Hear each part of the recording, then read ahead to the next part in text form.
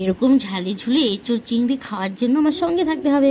তো সঙ্গে থাকো আর দেখতে থাকো কিভাবে বানাচ্ছি। তো চলো বন্ধুরা, সবাইকে আমার চ্যানেলে ওয়েলকাম। তো আশা করি সবাই ভালো আছে, ভালো থেকে সুস্থ থেকে, এটাই চাই। তো সবার আগে বলবো যে ভিডিওটাকে স্কিপ করবে না, ভিডিওটা শেষ অবধি দেখতে থাকো। আর ভালো লাগলে অবশ্যই লাইক কমেন্ট শেয়ার করবে। আর প্লিজ প্লিজ হাত জোর করে বলছি, সবার আগে চ্যানেলটা সাবস্ক্রাইব করে যাবে। তো চলো আজকে নিয়ে চলে এসেছি এঁচোড় আর চিংড়ি। তো আজকে দেখো এই যে চিংড়ি মাছ আছে এখানে এখানে এঁচোড়।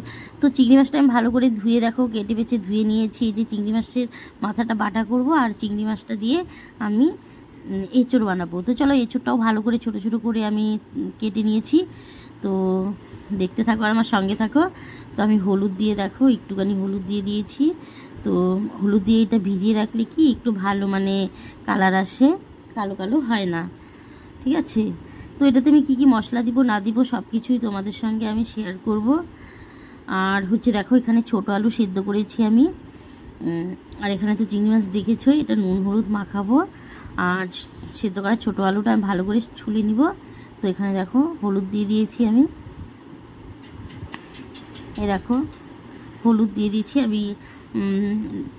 নুনটাও দিয়েছি, অল্প করে দিয়েছি। তো নুন হলুদ দিয়ে আমি ভালো করে মাছটা সুন্দর করে মাখিয়ে নিব।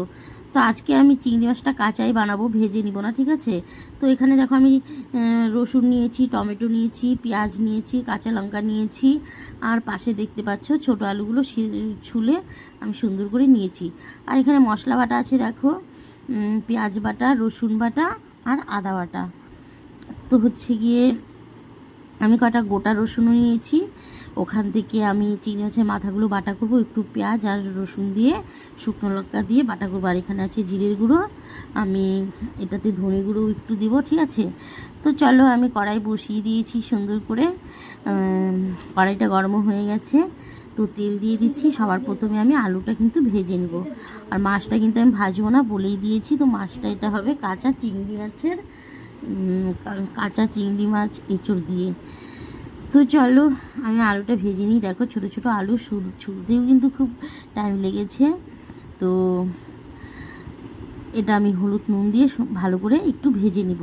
কেন ছোটো আলু দিয়ে এঁচোড় রান্না করবে, খেতে খুব খুব টেস্টি হয়। বড় আলু দিয়ে এতটা টেস্টি হয় না। আমি সব সময় যখনই করি তো ছোটো আলু দিয়েই এঁচোড় রান্না করি। তো দেখতে পেলে হলুদ নুন দিয়ে আমি ভালো করে নাড়াচাড়া করে দিয়েছি। আলুটা আমি ভেজে নামিয়ে নিব। তো চলো আমার আলু ভাজা হয়ে গেছে, আমি আলু ভাজাটা নামিয়ে নিব।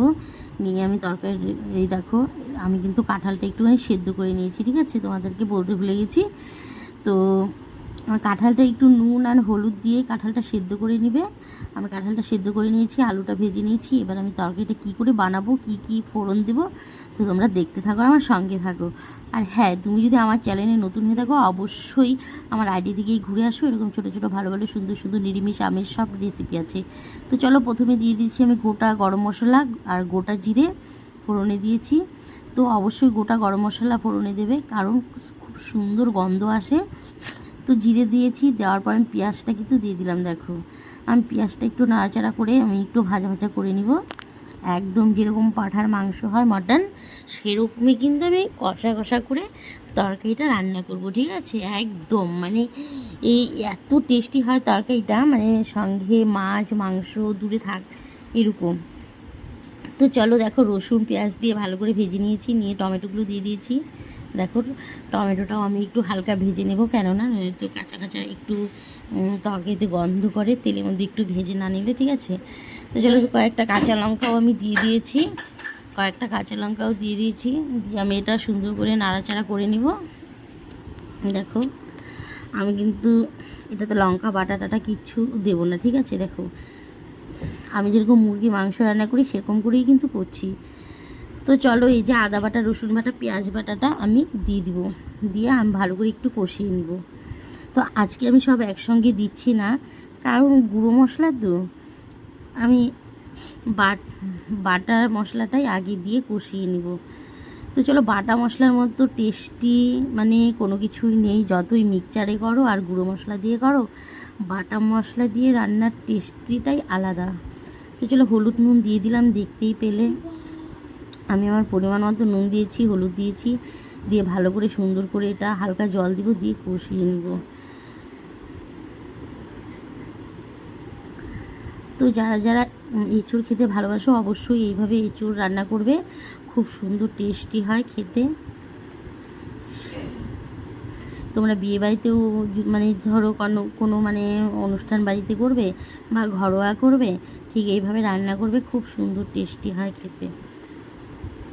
পরিমাণটা বেশি নেবে এটাই আর কি। তো চলো মশলা ভালো করে আমি কষিয়ে নিচ্ছি। দেখো তেল ছিটছিট করছে, আমি দিয়ে দিচ্ছি শুকনো লঙ্কা গুঁড়ো 1.5 চামচ। তো একটু ঝাল টাল না হলে কি চলে বলো, তোমরা ঝাল কম খেলে কম দেবে। তো দিয়ে দিলাম আমি জিরের গুঁড়ো, দিয়ে দিলাম আমি ধনে গুঁড়ো। তো দেখো পরিমাণ মতো আমি দিয়েছি। এই যে ধনে গুঁড়ো দিচ্ছি, আমি জিরের গুঁড়ো দিয়েছি 2 চামচ, দিয়ে আমি দিয়ে দিচ্ছি ধনে গুঁড়ো। তো এবার এটা আমি সুন্দর করে ভালো করে সুন্দর করে কষিয়ে নিব। তো দেখো একটু জল লাগবে, আমি জল দিয়ে দিলাম, কেননা গুঁড়ো মশলা একটু ভাজা ভাজা বেশি হয়ে গেলে না তিতে তিতে লাগে, তিতকুটি লাগে, ঠিক আছে তরকারিটা। তো দেখো আমি জল দিয়ে ভালো করে সুন্দর করে কষিয়ে নিচ্ছি। এটা কিন্তু আমি এত ভাজা ভাজা করবো না, যেহেতু গুঁড়া মশলা আছে। আর সবসময় গুঁড়া মশলা ব্যবহার করবে জল দিয়ে ভিজিয়ে রাখবে 10 মিনিট, ঠিক আছে। জল দিয়ে গুঁড়া মশলাগুলো ভিজিয়ে রেখে রান্না করবে, আর বেশি ভাজবে না। তো দিয়ে দিলাম সামান্য একটু চিনি, বেশি না ভেজে রান্না করবে, কখনো তিতকুটি হবে না। তো চিনিও দিয়ে দিলাম কালার আসার জন্য, দিয়ে দেখো 2টো তেজপাতাও দিয়ে দিয়েছি। দিয়ে দেখো কালারটা কি এসছে, দেখো লাল টকটকে, বাবারে বাবা, শুটকি মাছের চাটনির মতো কালার চলে এসছে দেখো। তো দেখো এই যে কাঁচা চিংড়ি মাছটা, এই যে আমার মশলাটা আমি ভালো করে সুন্দর করে কষিয়ে নিয়েছি। এবার আমি কাঁচা চিংড়ি মাছটা মশলাতে দিয়ে আমি ভালো করে একটু নাড়াচাড়া করে নিব, ঠিক আছে। তো দেখো সবাই তো দেখো ভেজে খায়, ঠিক আছে, কিন্তু কাঁচা চিংড়ি মাছটা দিয়ে যে রেসিপিটা, সেটা মানে আরও বেশি টেস্টি হয়। তো চলো আমি কাঁচা চিংড়ি মাছটা দিয়ে দিয়েছি, পুরোটা দিয়ে আমি ভালো করে সুন্দর করে নাড়াচাড়া করে কষিয়ে নিব মাছটাকে। তো মাছটাকে আমি সুন্দর করে কষিয়ে নিয়ে এটাতে আমি কাঁঠাল মানে, আর এঁচোড় কাঁঠাল তো একই বলো, মানে চলে আসে কাঁঠাল, হ্যাঁ কাঁঠাল, তো কাঁঠালটা আমি এবার দিয়ে দিব। তো দেখো খুব সুন্দর আমি কষিয়ে নিয়েছি, দেখো দেখতে পেলে খুব সুন্দর করে কিন্তু আমি কষিয়ে নিয়েছি। মাছটাও দেখো শক্ত হয়ে গেছে, লাল হয়ে গেছে, একদম মাংসের মতন। তো তোমরা যদি মেটে দিয়ে করতে চাও না, মেটে দিয়েও কিন্তু এইভাবেই করতে পারবে। এই যে মশলার মধ্যে মেটেটা দিয়ে কষিয়ে নিয়ে কাঁঠালটা দিয়ে দিবে, হয়ে যাবে। তো চলো ভেজে রাখা আলু আর সেদ্ধ করা কাঁঠাল এঁচোড় আমি দিয়ে দিয়েছি। তো তোমরা কিছু কেউ মনে করো না, আমি কাঁঠাল এঁচোড় করছি, ঠিক আছে। তো দেখো এঁচোড়টা দিয়ে দিয়েছি, ভেজে রাখা আলুটাও দিয়ে দিয়েছি, মশলাটা দিয়ে সুন্দর করে আমি কিন্তু একটু কষিয়ে নিব। কাঁঠালটার থেকে একটু জল বেরোবে, ওইটা দিয়ে আমি সুন্দর করে কষিয়ে নিব। তো চলো, যেহেতু কাঁঠাল মানে এঁচোড়টাতে নুন পাইনি, হালকা নুন দিয়েছিলাম সেদ্ধর সময়, তো তাই মানে এখন নুন টুন মশলা তেল সব কিছু পাবে, তো এঁচোড়টাও মচবে আর জল ছাড়বে, একটু ভালো করে সুন্দর করে কষিয়ে নিব। তো চলো এই যে দেখো এইভাবে নাড়িয়ে নাড়িয়ে আমি সুন্দর করে এঁচোড়টা আমি কষিয়ে নিব। দেখতে পাচ্ছ এঁচোড়গুলোও কিন্তু লাল টকটকে হয়ে গেছে, আর ভেজে রাখা আলুটাও কিন্তু খুব সুন্দর দেখা যাচ্ছে, আর চিংড়িগুলোও কিন্তু লাল টকটকে হয়ে গেছে, ঠিক আছে। তো চলো আমি এবার ভালো করে সুন্দর করে কষিয়ে নিচ্ছি। কষিয়ে নিয়ে ভালো করে কষিয়ে নিয়ে তারপর হচ্ছে সুন্দর করে নাড়াচাড়া করে নেব, করে নিয়ে তো চলো বন্ধুরা দেখতে পাচ্ছ এই যে সুন্দর করে আমি লাল লাল করে একদম সুন্দর করে দেখো নাড়াচাড়া করে করে সুন্দর করে কষিয়ে নিচ্ছি। তো এরকম ঝালে ঝুলে সবাই খেতে ভালোবাসে, আর যারা কম ঝাল খাও তো ঝালটা কম দিবে, ঠিক আছে। তো দেখো এরকম কষা কষাও খেতে পারো তোমরা, হ্যাঁ রুটি দিয়ে বলো, লুচি দিয়ে বলো, পরোটা দিয়ে বলো, এরকম কষা কষাও খেতে পারো, ভাতের সঙ্গেও পারো, বা একটু জলও দিতে পারো। তো আমি একটু জল দিয়ে দিয়েছি, এটা একটু মাখা মাখা চ্যাপচ্যাপা মানে একটু ভেজা ভেজা টাইপের হবে। তো দেখো হালকা পাতলা করে আমি জল দিয়ে দিয়েছি, দিয়ে সুন্দর করে আমি এটা ফুটিয়ে নিব একটু। তো সব কিছু তো সেদ্ধ হয়েই গেছে, সেদ্ধর কোনো কিছু ব্যাপার নেই। তো হালকা একটু জল দিয়েছি, দিয়ে সুন্দর করে এরকম করে আমি এটা কষিয়ে নিয়ে আর একটু জল দিয়ে দেখো সুন্দর করে এটা আমি কষিয়ে নিব। তো এটাতে সেরকম একটু ঝোল টোল কোনো কিছুই কিন্তু হবে না, তো আমার রেসিপিটা কীরকম হয়েছে আর কীরকম লাগলো তোমাদের কাছে অবশ্যই কমেন্টে জানাবে। তো দেখো চিংড়িগুলো কী সুন্দর দেখা যাচ্ছে, দেখো একদম মানে লাল কালারটা দেখেছো তো। তো তো যে কোনো তরকারি করলে কালার না আসলে না আমার ভালো লাগে না, দেখতেও ভালো লাগে না, খেতেও ভালো লাগে না। তো কালারটাই হচ্ছে মেন। আর দেখো এরকম রেসিপি বানালে মাছ মাংস কোনো কিছুই প্রয়োজন পড়ে না। এটা নিরামিষভাবেও বানাতে পারো, বা মেটে দিয়েও করতে পারো, বা চিংড়ি দিয়েও করতে পারো। তো চলো এইভাবে ভালো করে কষিয়ে নিয়ে, জলটা শুকিয়ে ভালো করে কষিয়ে নিয়ে আমি আবার পরিমাণ মতো জল দিয়ে দিয়েছি। জলটা ফুটবে আর একটু সুন্দর জাল হবে। তো এইভাবে করে নিয়ে আমি এটা নামিয়ে নিব। তো চলো ফুটতে থাক, এটা হতে থাক।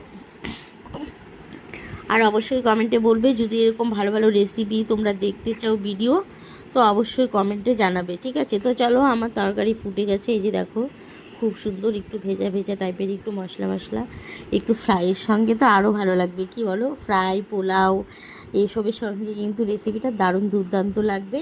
তো দেখো এই যে চিংড়িগুলো কী সুন্দর দেখা যাচ্ছে লাল লাল। তো আমার রেসিপিটা হয়ে গেছে, আমি এবার রেসিপিটা নিয়ে নিব। এটাতে একটু গরম মশলা বেটে দিয়ে দিব, ঠিক আছে। তো একটু গরম মশলাটা দিলে আরও একটু বেশি সেন্ট হয়। তো চলো আমি এই যে নামিয়ে নিয়েছি, গরম মশলাটা দিয়ে দিয়েছি, মানে দেখাতে ভুলে গেছি।